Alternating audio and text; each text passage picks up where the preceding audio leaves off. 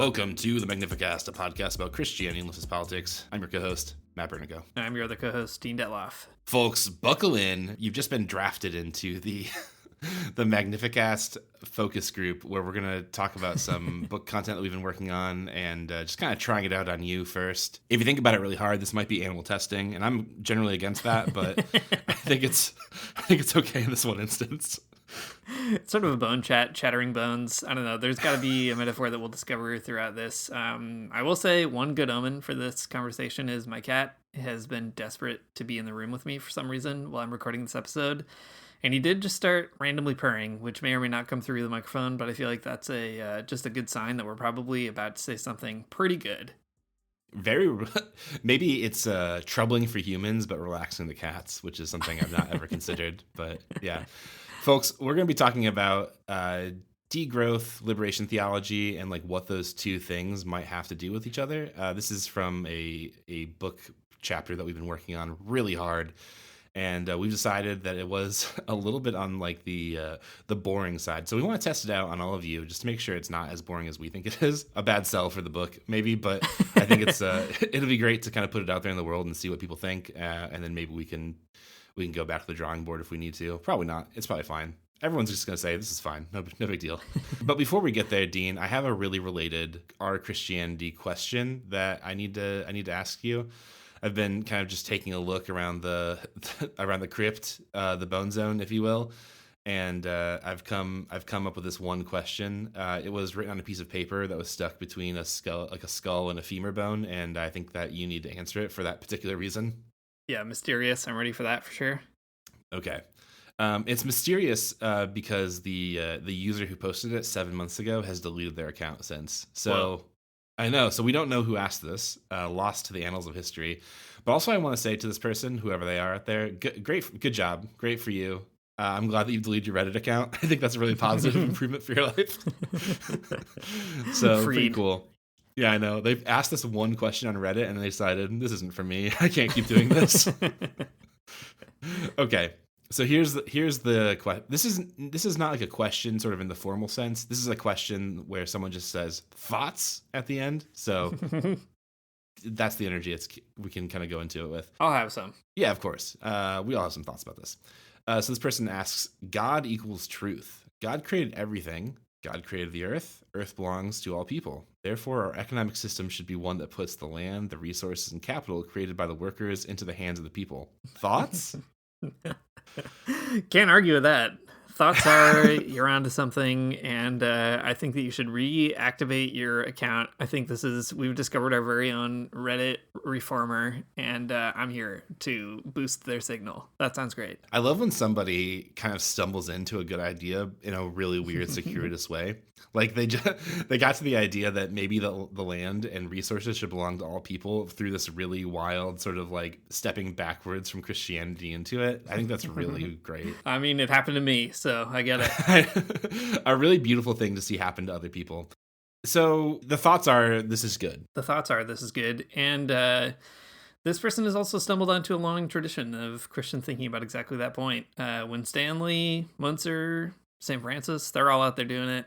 I think it's great. You know, I will say something that's really fun about that is that the conclusion that God created the earth and therefore it kind of belongs to everybody and shouldn't be cordoned off into private property is such a fun, like, kind of unstable core within Christianity that keeps like problematizing Christians for centuries, no matter where you are, whether you're like a medieval peasant or a person posting on Reddit.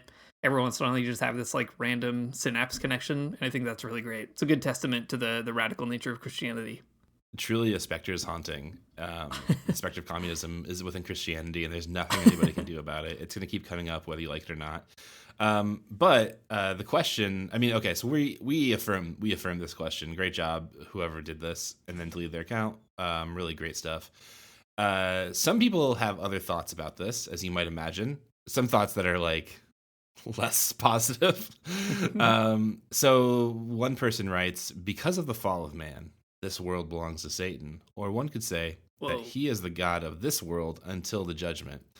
As you can easily see, the wealth of this world belongs to evil people and demonic principalities. So do you have any thoughts about that one, Dean?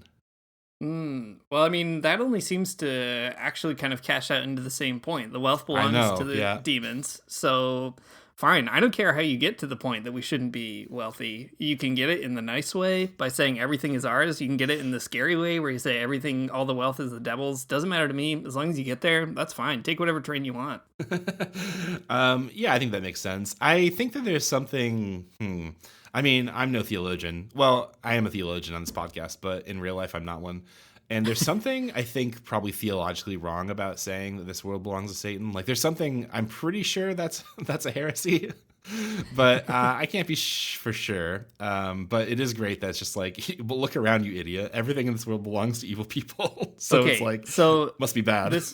this is unrelated to anything at all and is a huge tangent, but I do have to say it because I meant to tell you this before we started recording and forgot, but it does feel like it's well placed here. Last week, I went to a lecture about film and theology, and it was very interesting by a guy named Sergio Diaz-Branco, a very interesting guy. Anyway, that part is less important right now. Except, though, he did say he listens to the podcast, so it is actually Wow. very important. And Sergio, Shout out. welcome to the podcast. Yeah, absolutely. But he was talking about a film called The Addiction, which I had never seen. It's from the 90s, and it's kind of a weird take on vampires. And I'm about to spoil it, so if you don't want to know anything about it, I guess fast forward this part. But at You've the had end, a long time to get into it, though, if it's from the that's 90s. right. There's this crazy scene where, so there's like the person who became a vampire, she's a woman, and she was made a vampire by this other woman. And she's like dying in the hospital for a lot of complicated reasons, the vampire main character. And she's kind of reckoning with all the bad stuff that she did being a vampire. And then the lady who turned her into a vampire, she comes into the room. And the one who's kind of like dealing with her conscience, she had asked for the lights, for like the blinds to be open so that she could kind of like die, I guess, and accept, the consequences of her actions. And then the evil vampire, she closes the blinds and she gives this like lecture about human nature. And if I asked you to guess who she quotes, you would never guess in a million years. So I'll just tell you, she quotes R.C. Sproul, the weird fundamentalist reformed pastor. Yeah. And she like quotes him talking about how we don't sin because like, I don't know, we want to sin or whatever. We sin because we're sinners. It's like part of our nature. And she has this like dark Calvinism that she expresses. Anyway, really fascinating. And it totally caught me off guard to be sitting there and hear the words R.C. Sproul in a real life movie that isn't about like weird evangelicalism. So anyway, it's called The Addiction. You can go watch it. Apparently it's very yucky. So I don't know. Never seen it. But that last scene, wild. So all that to say, you can get there by being a spooky goth Calvinist, or you can get there by being a nice, friendly Catholic. But the point is just to get there. Yeah, that makes sense to me. I love that. That sounds like a great movie. I don't mind yucky movies, so I can go ahead and watch it. It should have a trigger warning, though, that it's going to mention a reformed theologian. The yucky stuff can get a pass, but I think that's what I need to be warned about, because that might trigger me. It is also a profoundly Catholic movie. In the end, Catholicism turns out to be the vehicle of grace, whereas Calvinism was only the vehicle of condemnation. So you can really get mad at Protestantism in it. Or if you're a Protestant, Sure. you can really get mad at Catholics, I guess. But anyway, nothing to do with this podcast, except that, man, when else was I ever going to remember to tell you that? Never. No. So now everybody So knows important. about it. Yeah, I think it's great. We since I moved, we get to talk way less. So I think whenever the spirit strikes you of telling me something, that's when you have to do it. That's right. Even if it's when we're doing a podcast. Okay, folks. Like I said, we are human. We are human animal testing our book content on you in this episode. Let's see. We've done this a few times on the podcast so far, where we've kind of just tested out some ideas. We talked about the way that capitalism works. That's a book chapter. We talked about growth as a concept. That's a book chapter. It's a great one. This time around, we're going to actually talk about degrowth. You might remember the last time we had a book-fueled conversation. The note we ended on was like, capitalism is bad, growth is bad. It's a dumb way to sort of like structure your society. It's not very efficient. All kinds of other problems with it. It's like destroying the planet. Maybe another footnote to mention.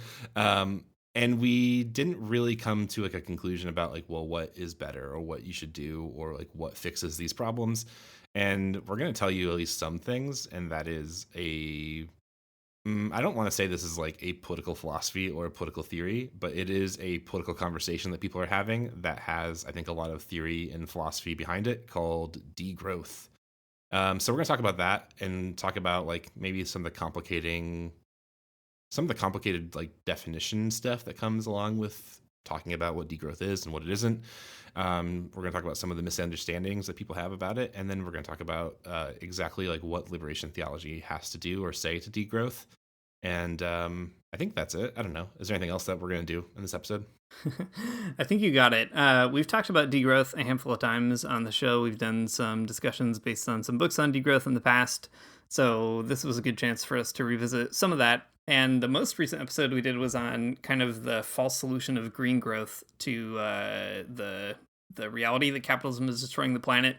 And I don't know about you, Matt, but one thing I found really interesting working on this chapter is on the one hand, I think degrowth is a really fun conversation full of a lot of weird people talking all at once. And that's great because if you're a progressive Christian, you can be one of those weird people. And it's like easier to find your way into that conversation than some other left-wing discourses, I think.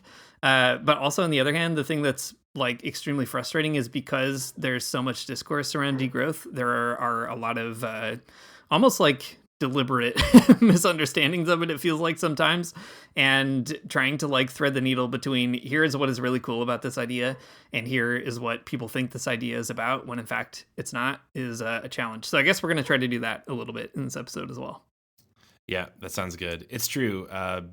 Being a sort of conversation that people get introduced to via, I don't know, social media and also like books, it does lead to a lot of people making up a guy to get mad at and then getting mad at him. But yeah, we'll get to some of that stuff in a bit. But for now, let's talk about who this guy is in the first place. Degrowth. The first thing, let's see. I'm just trying to think of like when people learn about degrowth for the first time, the very first thing that they're going to tweet about it is that degrowth is a really bad term. It could use some marketing. It is a word that is like designed to be misunderstood or require a lot of explaining. So we can do our best to like explain what it means and some of the big ideas behind it. But sometimes you'll hear other terms like associated that are sort of degrowth rebranded as like post-growth or well-being economics or donut economics or whatever else. And whatever. There's something to be said about people rebranding, and if they want to do that, that's fine. But I think that there's something cool about degrowth, and that is that it can't be like easily explained away by capitalism. Like capitalists can't take the idea of degrowth and say, oh, this is actually just a capitalist idea, because the word itself is like a big red flag in capitalism. If capitalists ever talking about degrowth, they would be like thrown off the ship or something. Making things like a green economy is a great example of ways that capitalists have like seized sort of like maybe not radical ideas, but seized ideas that are questionable to capitalism and like really cashed in on them in a big way. And what I'm saying about degrowth is that you can't do that, because from the very beginning, it signals something that capitalism cannot fundamentally do, by which I mean degrow. That's the antithesis of capitalism, unless you're Donald J. Trump and it's okay for some reason. I don't know what it is though. Yeah, that's right. Although that is also maybe a good segue already to talk about some of those misunderstandings. Sometimes when we talk about degrowth, people also think that it just signals whatever happens when an economy shrinks. And we'll talk more about that later on. And that is not the case. Degrowth is not just when the economy gets smaller, which is, like you just said, Donald Trump is plunging the US and many other countries into a recession. That is not degrowth. That's a recession. And the reason that it is a recession is because it happens in societies that are organized around growth. And if you're not growing and you're in a society that, requires growth in order to keep the Ponzi scheme of capitalism going, then you are going to have a big problem if you're not growing. And that's a huge piece. That degrowth is less about making your economy smaller. That's not the goal. On the other hand, it's more about kind of getting rid of the idea of growth as an organizing principle. And if we were to do that, it would likely be the case that our economies would shrink as kind of a byproduct of other priorities, like, I don't know, decommodifying things like public transit and so on. That would, contribute less to the GDP on purpose. But that wouldn't be necessarily a bad thing either, because our society wouldn't be a huge house of cards stacked on whether or not capitalists can keep making money. So the key piece with degrowth, I think, is to kind of see it as a conversation about exactly how to do that. A conversation about how to remove growth as the like linchpin of whether or not our economies are doing well or doing badly. And right now, growth is the measure that we sort of use, whether it's the growth of the GDP or the growth of a variety of other economic indicators. It's usually GDP, as we talked about several episodes ago, I guess. Degrowth is trying to say we should be measuring our economies with other kinds of metrics and values. And also we should be sort of figuring out how to downscale our production and consumption within those economies for the sake of the planet. So lots of complicated things on the table already. But just to point out, as you said, Matt, people will invent a person to get mad at. One of the people they invent is a person who's like, if the economy is getting smaller, that's degrowth. But it's not. That's a person who's been made up to be mad at. True. That's right. Well, we can get to some of the more of those misunderstandings and more of those made up guys in just a minute. But let's talk about the origin of the concept of degrowth. This is a word that we get from ecological economics in the 1970s. I'm not exactly sure if it comes from France first or Italy first, but in the French, the term that's coined is décroissance, which is that's the French pronunciation in case you didn't know. And any students of French out there they'll know that for sure. Anyways, it's a word that carries connotations of like a river returning to its usual banks after a flood, which I think is actually an illustrative idea that is that seems more helpful even to me than the idea of degrowth. Like the word degrowth, like that a river returning to its usual banks. Like it's sort of like the floodwaters are drifting away. It's sort of receding a bit, but not like receding so much that like the river dries up or whatever. It's just like going back to normal. I like that idea.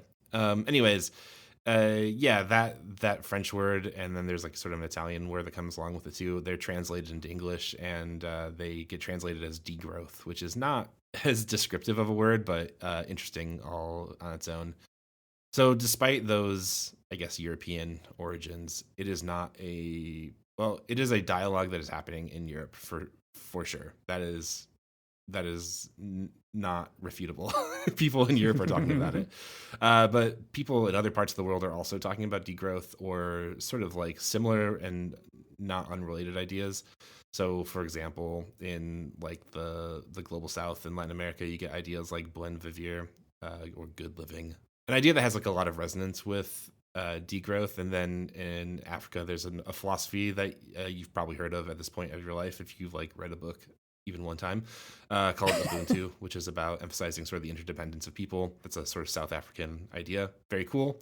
Anyways, all these ideas have sort of, they're not like, exactly, they're not exactly the idea of degrowth. I think that degrowth is actually like, I'm trying to do two things here when I'm saying this. And the first thing is that I want to make sure that people know this is not just a conversation for people in the global north to be having.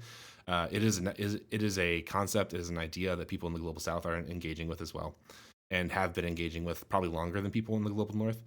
But also I think it's important and not necessarily bad to say that degrowth is a conversation that's happening in the global north, because this is very much like a conversation that needs to happen amongst people in the global north, because it is like a result of the way that we've been living our lives for a very long time. So anyways, degrowth sometimes gets discredited as just like a middle class idea from the global north, but I think there's something like kind of good about it being that conversation, because those are the people that need to be talking about it the most.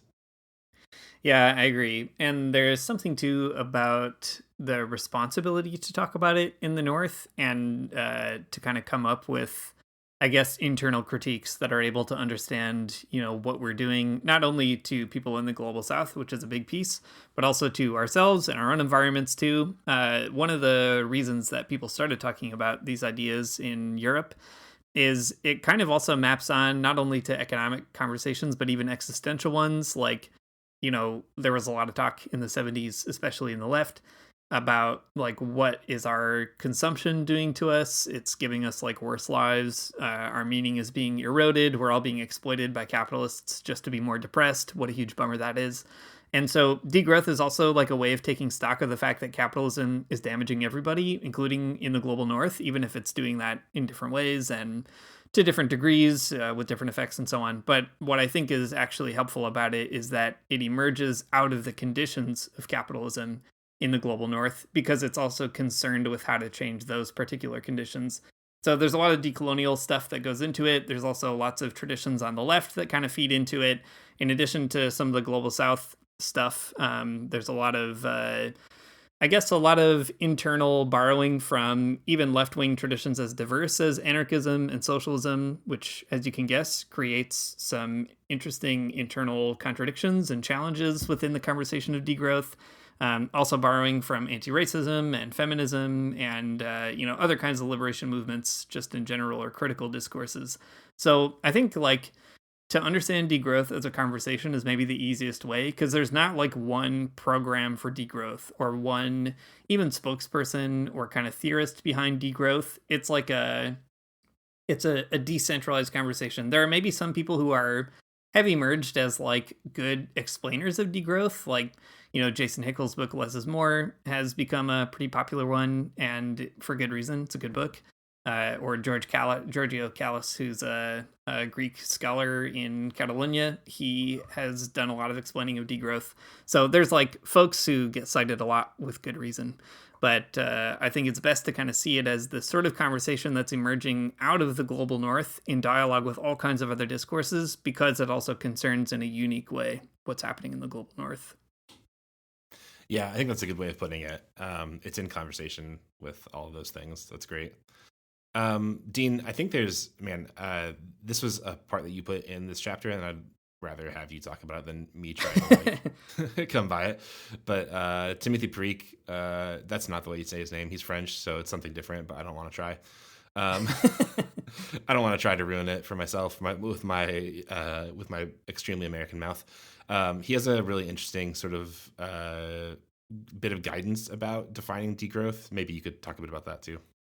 Yeah, for sure. So Perique is a interesting French scholar of degrowth, a younger scholar. He's been doing a lot of really helpful work on kind of pulling that conversation that I was just saying, that extremely diverse set of voices, into at least some commonalities. He's very gifted at trying to sort out what's the I don't know, what are the kind of basic themes that make this a conversation that feels kind of recognizable, there are family resemblances between people talking. And he made this paper just very recently this year in January, where he tries to offer a definition of degrowth that for sure isn't going to become, there's never going to be a single definition of it, but he does this really interesting kind of work trying to give a definition that could be flexible enough to kind of encapsulate a lot of different ways into the conversation. So he analyzes 115 definitions of it, extremely funny, and he comes up with this one himself. Degrowth is a downscaling of production and consumption to reduce ecological footprints, planned democratically in a way that is equitable while securing well-being. So that's the technical definition. But he kind of breaks it down a little bit more to say within that definition, there's first of all a kind of there's a material ask here, right? We want to downscale production and consumption. So that's the societal goal. But the reason you might want to do it and how, that's the place where your definition might kind of take on different sort of hues or priorities. So for example, he says you could say the same definition but reorder some of the words, so that you might say degrowth is a democratically planned downscaling of production and consumption to reduce ecological footprints and secure well-being for everyone. Or you could say it's a well-being enhancing, fair, sustainable, and democratic downscaling of production and consumption. Lots of funny ways of kind of creating this modular definition. And it might sound a little bit silly, but I think what Perique is trying to do is to say the key is that everybody is trying to do this downscaling of production and consumption. And the reasons that you might find that really compelling, for example, because you care about the environment, or because you care about economic well-being, or you care about social justice, those reasons can kind of, get rearranged in a variety of ways. But we're sort of coming to an agreement on this one piece, the material piece. And I think there's actually a lot of utility in that exercise. Yeah, I think that seems cool. 115 different definitions of degrowth seems like a really long week in the degrowth minds. It's rough. But I don't know. That's the work of academia for sure, is to figure that stuff out. But like you said, it's not just a sort of academic understanding or something. There's like a real like useful idea behind it, I think, for people who are like involved in, I don't know, those conversations in non-academic spaces, right? Giving people sort of like the tools to sort this out themselves in a different context or whatever is pretty good. Yeah, we can go to some of the misunderstandings of degrowth in a second, but I think maybe the key piece before moving on to that, with all of this, stuff in mind about how it's a diverse conversation, you can maybe boil it down into these particular elements. One last thing to mention is Serge Latouche, who's another French theorist. He wrote a book called Farewell to Growth, and in it he says that in addition to degrowth, you could also say something like a-growth, and he draws an analogy to atheism, where he's like, we're just kind of not believing in this as like the big key thing in our worldview. And I think that's actually a really helpful metaphor or helpful analogy, because degrowth, it's, it has these kind of material commitments. You want to downscale all the stuff. It has these different values that can get you into that commitment. But it's really a sort of affirmation that we just don't want growth to be the thing that is deciding, all the stuff that we do. And having that analogy to atheism also brings in that sort of question we've had around idolatry in the last few episodes we did on this topic throughout the book. Is there a kind of way for Christianity to leverage a critique of idolatry when it comes to things like growth? And I think it's interesting that degrowth is already finding those analogies on its own, right? That growth occupies this like divine space in our imagination and in our societies, and degrowth is a way of just like refusing to believe that narrative. So that refusal commits you to lots of other stuff. But I think that's like a helpful way of, I guess, avoiding that mistake of being like degrowth is just about, I don't know, shrinking the GDP or something. Yeah, totally. Very helpful. It also plays into some of the, I don't know, the vibes around degrowth in Christianity too, about, the growth being fundamentally like idolatrous and stuff. So anyways, we can come back to the idea later in the episode. But for now, let's come to the idea about all of the misunderstandings that people have about degrowth and maybe talk about them a little bit. I don't know. I don't want to say people purposefully misunderstand degrowth, but it does feel that way a lot of times. I don't want to be a bad faith interlocutor from the very get-go, but it does feel like a lot of people who critique degrowth really are, making up a guy to get mad at. I don't even really want to. I don't know. There's a lot of people that can probably be that are guilty of this for sure. But the ones I don't like the most is Matthew Huber, who wrote a book called Climate Change as Class War. Whatever. I think that he is a person who is, has their heart in the right place and is trying to kind of write this book and figure out socialism and ecology, and I can appreciate that. But when he comes to critique degrowth, it is such a weird thing because I just like don't really know what he's talking about, or like I don't see what he like the critiques that he is bringing to degrowth in the writing of any people in the degrowth conversation. And like whatever, I don't agree with every degrowth person out there. I think that some people are wrong and there are better ways to say things and figure things out. Whatever, that is fine. Degrowth is not beyond reproach, is what I'm saying. It is a conversation that people are having. People are constantly arguing about it. Like people within the field are constantly arguing about it. There's no like you mentioned a few minutes ago. There's not like a degrowth orthodoxy or something that's like clearly won out. There's no revisionist degrowthers or whatever. No Degrowth International, not yet at least, who knows. But anyways, I find the types of misunderstandings and critiques that people who are like Huber, who are in like this eco-modernist camp, I guess is what you might call them, to be kind of exhaustingly wrong. So anyways, a few ideas that we can kind of talk about in particular are, austerity is a big one that gets lobbed at the degrowth conversation quite a bit, but then also other ideas like Malthusianism, the questions about like is degrowth just when the GDP line goes down, and also some accusations about degrowth being like a middle class ideology that is sort of anti-worker. I think all of these ideas are more or less wrong, or they are wrong in different ways. But we can talk about austerity first. This is an idea that comes, I think, most prominently in Matt Huber's book. It's pretty early on in his book, Climate Change is Class War. And basically, he just looks at degrowth and says like, degrowth, that's like a not winning idea to talk to working class people in the global north about. Because what you're doing when you talk to them about degrowth is that you're arguing that they need to live a life with less stuff. And like that sucks because, workers in the global north already have less stuff. They're already living like austere lives. And to say that like the climate demands that they sacrifice more of their juicy little treats or whatever, that's bad. And I think that is such a frustrating and like kind of like confounding analysis of like what anyone in degrowth is saying, because no one's really suggesting that. Degrowth, like we've been talking about, is not just when people have less stuff. It's not just about like sacrificing the things that you like, not having a Nintendo Switch. That's not what it's about. I mean, I don't know. Listen, I don't know what kind of gaming systems we'll have in the degrowth socialist future, but I don't think it's necessarily about that.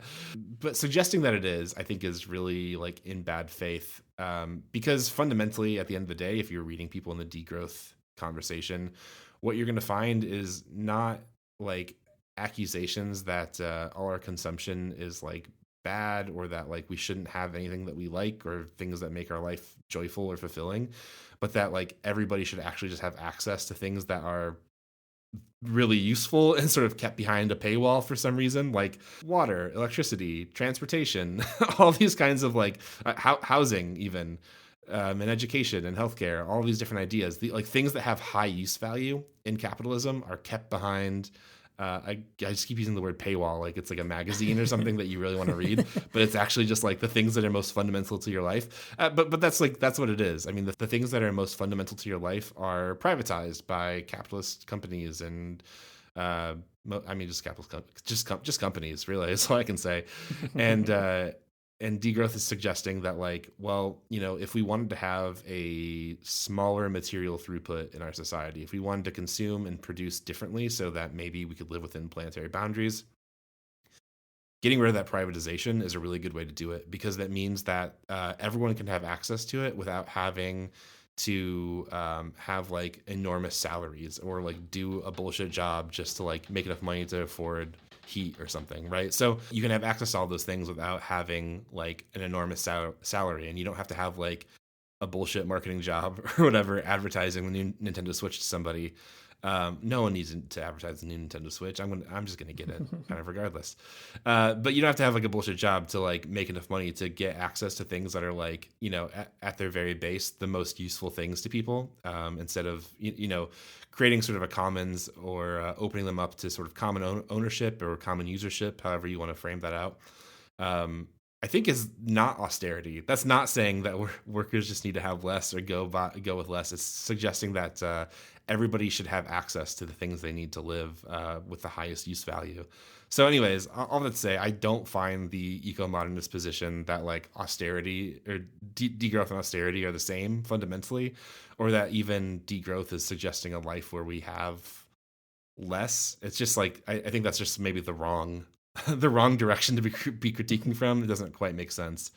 I don't know. Dean, what are your thoughts about the austerity accusations? Yeah, I mean, I do think they are bad faith, but the couple of things that come to my mind too is that the one big irony is that austerity is a scheme for growth, right? It's not a scheme for degrowth. Like governments impose austerity measures on people, like they don't spend public money, or they, force like conservative budgets or whatever. They do that because they feel like that's a growth strategy. So I think that's one piece, is that austerity is associated with growth and not degrowth. The other piece, though, is, I mean, there is a moment of truth to say degrowth wants to, as we said above, downscale production and consumption, and that means less stuff.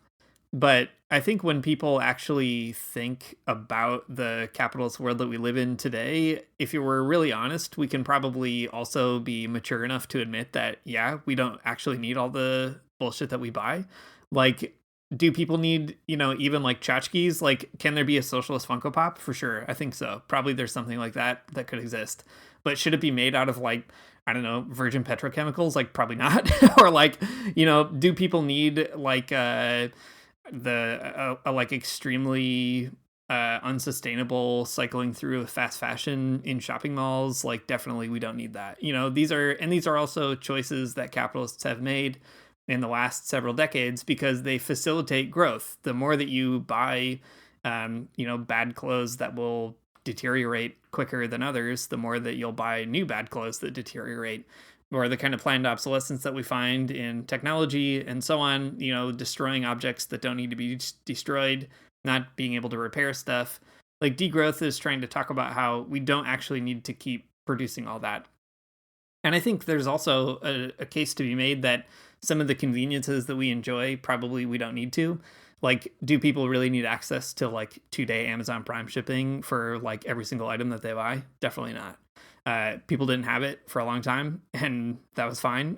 And it's not to say that also degrowth is trying to roll back the clock or like force people to accept, I don't know, unnecessarily or foolish ways of living. But it's a recognition too that like we just cannot consume at the rate that we are consuming now. And moreover, the entire planet cannot consume at the rate that the global north consumes if we ever want to have an Earth at all. There's a brutal inequality between rates of consumption and production in the north and the south. And so I think that when people say like degrowth wants people to have less stuff and that's austerity, it's a kind of, like I said, I think it is a sort of deliberate misunderstanding of the concept, because nobody is making that argument. Like, if you read even one book about degrowth, and I've read, I don't know, dozens of them at this stage, like I've never seen a single person make that argument, and these people are not cited to that effect either, right? So I think it's there's a kind of important conversation to have around, like, degrowth is asking us to make important changes to the patterns of our life that we might have grown accustomed to. And yeah, like some of that will be probably inconvenient or sort of annoying, but at the same time, most of it will be pretty helpful. And, when we have more access to public transit, more access to, I don't know, public healthcare, etc., those are things that will reduce the kind of the big GDP number that people get worried about, but not for that reason reduce our, our rate of happiness or well-being or whatever. So I think it's just important to kind of reframe the conversation to say degrowth is not about, like, I don't know, making people accept like a monastic life of asceticism, but it's a way of being like, we should probably be honest also about what we need and don't need. Man, this is not in the book, so this is just a little extra content for everybody out there. There is a French anarchist thinker who is associated with a situationist named Raoul Vanayem. He has a book called The Revolution of Everyday Life, and he has this really great chapter that I think is, it's cool. It's like, it is definitely peak, like, you should be ashamed of how much you consume kind of stuff. But he's right. Anyways, in the book, he's just like, yeah, we become these people who define their freedom through like being able to buy a lot of things, so that we become like people who own, like, whose freedom is like fundamentally about owning a lot of poor objects, like really shittily made stuff, It's just, I don't know, always a thing that's kind of like echoing in my mind as I like buy another dumb plastic toy for my child or for myself, whatever.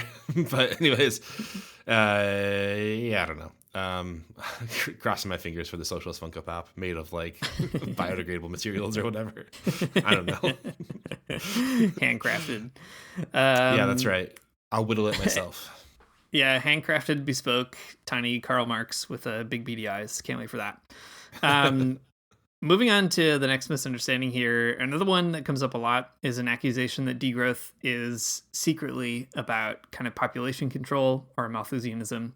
And Matt, I actually want you to explain it, because I think you came up with probably the best analogy in the book to do it. And I feel like you deserve the recognition for that. Yeah, thank you. Wow. Such high praise.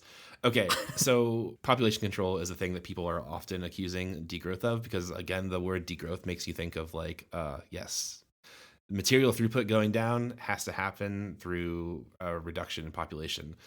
And to be fair of the critics, there are a lot of people that have some very bad ideas about population control. I don't think anyone within the degrowth camp really has a lot to say about it in particular, but people on the left and the right have made troubling claims about exactly what they think when it comes to this kind of stuff. And they often will call it Malthusianism as like as a sort of shorthand to describe like what's happening here. And Malthusianism is not quite right. Um, so Thomas Malthus, that's the sort of namesake for Malthusianism, as you might guess. A clergy person, by the way, and an economist, a troubled, diabolic concoction, two things. Hate that idea. Anyways, Malthus, interestingly enough, is not an anti-population growth person. He's just a person kind of like mindful of it, mindful of population growth, but he's a pro-growth person. He thinks that we should do whatever we can to produce more, to feed all the hungry people in the world. There is a lot of interesting things about Thomas Malthus. He and Engels had some back and forth. You can go read about that somewhere if you want. But at the end of the day, people say the word that degrowth is about population control. It's about Malthusianism. But what they mean is not Malthusianism at all, and they don't mean. What they mean is like the plot of an Avengers movie. So you might have seen the Avengers Infinity War and Avengers Endgame, two the keystones of the Marvel Cinematic Universe. Listen, I have this to say about this. It's so important that I say it. I hate Marvel content so much, but as the father of a child who has extreme power fantasies, I think as we all do, am forced to watch a lot of Marvel content in my life. So there's this guy in the Marvel universe. You might have heard about him. His name is Thanos. He's a muscular, grimace looking guy. Because he's purple. An evil grimace is a great way of describing him. That's right. A big, muscular, evil Grimace. And his plan in Avengers is that it's not that evil. He looks around the universe and he sees how much suffering there is. Lots of hungry bellies out there. He comes up with that idea. And like that sucks. It sucks that there's so much suffering in the universe. And Thanos reasons that the reason that there's so much suffering in the universe is that there just isn't enough stuff to go around. There's not enough food to feed people. And like if Thanos read one book, he would be done for, right? The mad Titan himself, he'd be done for if he read one single book. If he read one single economics book and learned about capitalism, Thanos would not be as bad of a guy. But he didn't, and he is. So Thanos gets the Infinity Stones, some magical rocks that everyone just can't get enough of in the Marvel Universe. And using these magic rocks, he makes half of the population of the entire universe disappear with a snap of his fingers, including Spider-Man, which is the most egregious one. I can't believe he did that to Peter Parker. I think it happened to Spider-Man. Now I am saying it, and I can't remember exactly if that's true or not. I don't care. It's not important to anybody. Anyways, so when people are talking about Malthusianism, what they're actually talking about is Thanos. They're talking about the Avengers. They're talking about a movie that they've seen, and now they're very afraid of it. And to be fair to the critics, you don't have to hand it to them at all, but to be fair to them, this type of thinking about population control has been prominent in some ecological and cultural discourses throughout history. There is a segment of right-wing ecological thinking that holds that growing non-white and non-Western populations are responsible for sending the Earth past, the planetary boundaries. And that's stupid. That's stupid and racist. I don't have to tell you that. You know that already, I'm sure. But it's stupid and racist because it's not true, and it is like unhinged from reality. If you want to blame somebody for climate emissions and like pushing past planetary boundaries, and I do want to find somebody culpable for that, it is us. It is advanced capitalist countries like the United States or the UK, the EU, Russia, Japan, Canada. They're the people who are most culpable for climate change. And if you don't believe me, I have a great Jason Hickel article that will tell you exactly how that is and like how bad it is. Anyways, all that to say that population control arguments are they're always targeting non-white people and like non-Western countries, non-global North countries, I guess. And it is so stupid because they are not the people who are responsible. So don't point your finger there, I guess. But I mean, like the at the end of the day, the point is that like Thanos is wrong. people who think that way are wrong. Like there is enough stuff. There's enough stuff in the world for everyone to have some stuff. The problem is not that there isn't enough stuff. The problem is that there is capitalism sort of holding that stuff back and not letting people have the things they need. Because it would make the GDP line go down, because it would not be good for business. So there. That's another misunderstanding.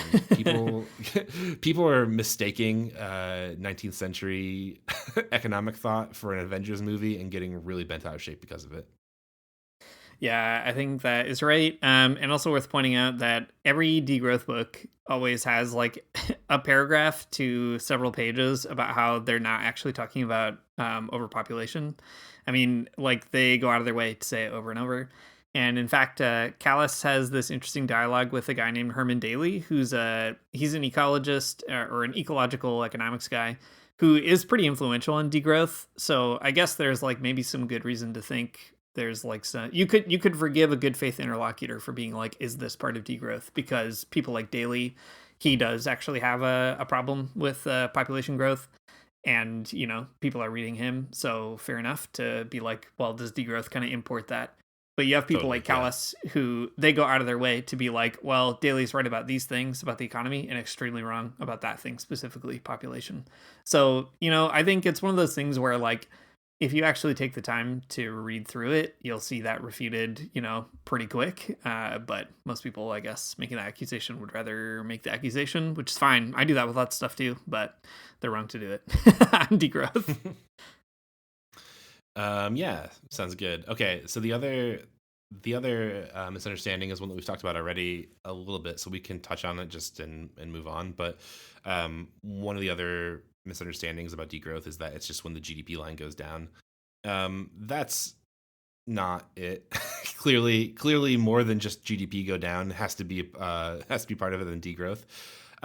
Because if degrowth and GDP line go down were synonymous, then we'd already have won the battle. We wouldn't need to write this book. We wouldn't need to make this podcast. We would have already had a degrowth society, and people would have already saw how good it is. For example, during the novel coronavirus pandemic, you might remember it. Probably. The U.S. economy shrank by 3.5%, and that shrinking of the economy by 3.5% meant that we saw 6% less atmospheric CO2 than the year before in 2019. So in 2020, there was less CO2 in the atmosphere because there was less economic activity. And that didn't do it. That did not bring about a sort of degrowth socialist world. Didn't bring about anything good. It sucked, actually. Once again, if you'll recall, it was bad, not just for all of us who could work from home, but it was also bad for people who were forced to go to work in dangerous conditions and expose themselves to an illness that we, I don't know, didn't understand then, and I probably don't really understand now. I don't understand it, so whatever. But anyways, if you want a more recent example, then you can look to what's happening in the economy right now. The stock market is tanked. GDP is contracting. Donald Trump is doing it. The first capitalist degrowth president. But once again, it's not that just because the GDP line will go down or because the stock market is tanking is not necessarily degrowth. Because degrowth relies not just on sort of a lower material throughput in society, but also it demands a democratic planning and just planning of what society should actually look like after the fact, or as we kind of make our way through a contracting economy. So right, you need more than just the lines on the graph going down. You need actual sort of political and cultural differences kind of put in place and agreed upon by people. Yeah, I mean, that's really the key difference, right? Is you can have unplanned shrinking of your economy, which is not degrowth, and is also very bad. Or you can have a planned degrowth of the economy, which is strategic, intelligent, and very good. So it's as simple as that. We can maybe just briefly talk about the last misunderstanding and then move on to the liberation theology bit, thinking we're getting close to the end of the hour. People will say that degrowth is really, as you said earlier, Matt, a kind of middle class ideology that doesn't take seriously the effects on the working class that degrowth might have. And I guess we're just here to tell you that's not true for reasons we've already talked about in the episode so far, right? Degrowth is actually about expanding public access to all kinds of stuff, which would benefit workers in particular. And it's also about introducing those kinds of dreams that people, part of the labor movement, have always had of having truly democratic control over the means of production and figuring out what really happens with the fruits of our labor. So anyway, I guess you can read the book. You can find some more information about that. But let's turn to the liberation theology bit, because I think this is kind of a dovetail onto that point. Degrowth, as we said, is a big, diverse conversation. It borrows from different traditions in the left. And as you might guess on this podcast, we are very interested in the socialist kind of strand within the degrowth conversation. And degrowth socialism has been a really fascinating conversation to watch develop. The Monthly Review published a special issue on it. I think it was maybe the summer of 2023 or something like that. Anyway, lots of good stuff in there. And more and more degrowth authors and socialists seem to be kind of finding each other in different ways. So Kohei Saito, the Japanese Marxist, has been writing a couple of things that have been popularized. Jason Hickel also borrows a lot from Marx in his own work in Less is More. So just a lot of socialist stuff going on. And for us, it's interesting because that also gives us a chance to kind of reevaluate the history and legacy of liberation theology.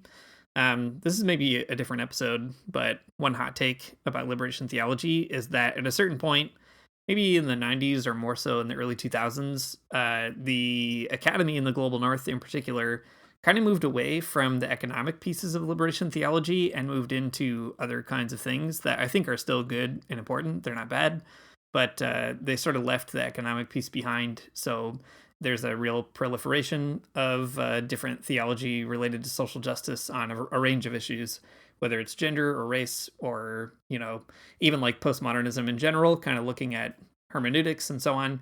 All those things are really interesting. Not bad. Not here to say that they're bad. But even somebody like Marcela Althus Reed, a very famous queer theologian from Argentina, she had observed that already for her teaching in the global north, she moved to Scotland to teach. She had noticed that people were forgetting that liberation theology was profoundly concerned with a change in the economic situation, along with all these other issues. And so now that people are talking about degrowth socialism, it's also kind of an opportunity to revisit what liberation theologians had to say about socialism themselves and try to figure out, like, what would it mean to reignite that dream that Christians had around socialist societies and still have, especially in the global south? And how would it look in the global north for us? And it would have to be a kind of degrowth model. So lots of cool things to say about it. I'm not sure how much we can get to right now. Maybe you'll have to get the book for all of it. But maybe the big key piece is that we feel like degrowth socialism is an opportunity for Christians to kind of look back through the history of Christianity and figure out where have Christians held out a dream for organizing our economic situation differently. And how might that feed into this moment where people are, having conversations about what would it mean to plan our economies on purpose instead of trusting rich people to plan it for us, I guess. And liberation theology is one of those big predecessors that maybe points us in some important directions. Yeah, I think that's right. And especially when it comes to big questions about solidarity and the ways that the capitalist economy in the global north is intrinsically linked in a dependent sort of way to the capitalist economy in the global south. And like what that means for people who are Christians who are trying to figure out, like, well, how do you be in solidarity with a group of people who you don't know, but who are exploited on your behalf or something? This ends up being a really relevant conversation. Like learning how to, not go beyond just sort of like nice feelings, like, oh man, it sucks that they have to go through that or something, and be sort of more active in crafting a different type of economy that doesn't exploit people, I guess is what I'm trying to say. A pretty powerful idea, I think, for Christians who are like compelled by social justice. Yeah, I think so. I'll also say, maybe as we're winding down to the end of the episode here, a great teaser for the book. So degrowth, one thing we haven't talked about is it's often kind of a point of confusion or a question around which societies does this discourse apply to. And we mentioned it kind of comes out of the global north, responding to issues in the north. And you might think, well, what about countries in the global south? Do they have to do degrowth as well? And how and what's different? And most degrowth authors will say that this is a discourse that applies to the North in particular, and that in fact, societies in the global South need more economic growth, although not organized around capital accumulation, so not kind of mirroring the destructive process of the global North, but they do need a growth in their economy. And so there's a kind of like imbalance. So degrowth is not a universal program for every economy in the world, but one that applies to those particular countries that have, overshot their fair share maybe of the many resource budgets that we have exploited. And so we thought, well, it would be interesting to find out more about, how do liberation theologians in the South feel about degrowth? So we decided to just ask one. And we asked Leonardo Boff in particular, who was extremely kind and generous with his time to answer a variety of questions about it. So those are in the book as well. But maybe the short of it is it was really interesting to see that a lot of Boff's advice map on really well to the other stuff in the conversation around degrowth in general, about kind of differentiated responsibilities between the North and South, some concerns around the commodification of nature, and green growth being a kind of false solution. So I guess it's all to say, liberation theology, not only is it something in the past or something like that, where we are digging through the archive to figure out how can we, I don't know, borrow all this old stuff, but on the contrary, it's a living tradition, and the people who were writing decades and decades ago still have things to say today, and degrowth is one way of kind of restarting that dialogue between the North and the South, especially on economic questions. Yep, pretty cool. Pretty cool to get a word from the big man himself, Leonardo Boff. It's true. Not every country needs to degrow their economy in terms of material throughput. Maybe some countries need a little bit more. Everybody needs participatory planning and socialism, but not everybody needs to fundamentally change the material throughput. Just maybe the global North countries. Something to consider. That's right. So now you've listened to another hour about this book that we're writing. And by the time you get the book, I guess you'll discover what has changed and developed from what we've just said just now. But we've done our human-animal testing, and it would always be good to hear what's resonating, what doesn't work, what is confusing, and so on. And I guess we're just inviting readers to help us figure out what this book is going to look like in the end, and you're welcome to do it. Maybe that's a good segue into our closing of the podcast. If you like what you heard, you can support us on Patreon at patreon.com/themagnificast. And if you do, you can join our Discord server, where we talk about all kinds of stuff, including episodes and so on. And I'm sure we'll be talking about degrowth there as well. We had some really good conversations after the green growth episode that were very helpful in thinking through the book. So you can join the chat there. Our outro music is by The Illogical Spoon, and our other music is by Amari Armstrong. And we'll see you next week.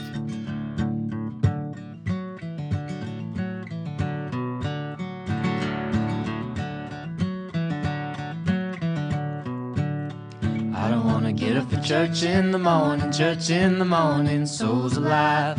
Heaven come to earth and there won't be no church. We'll meet down by the riverside.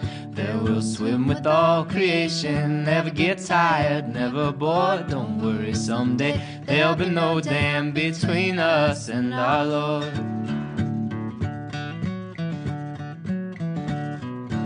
Jackson.